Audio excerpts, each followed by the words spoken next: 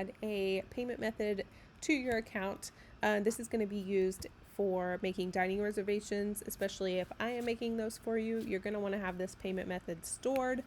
That way we can get it done as efficiently as possible and get all of your requests reserved. So first of all, you are going to sign in right here. It'll say log in or create an account.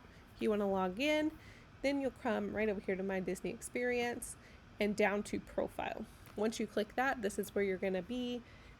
It will allow you to change your characters. This is if you have any memberships or passes, account settings, all the good stuff. But we're going to go down right here to payment method. And then right here is where you're going to add your payment method.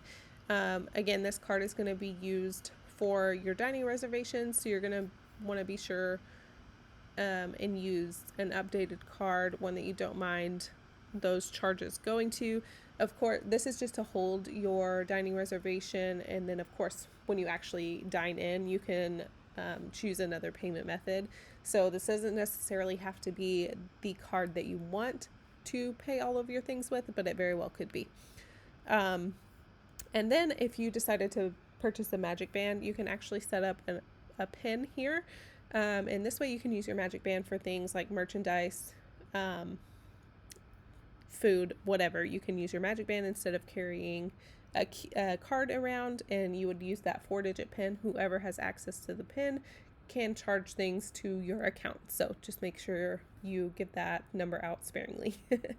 And that is it. Once that payment method is applied, just let me know, and then we will be good to go for your dining reservations.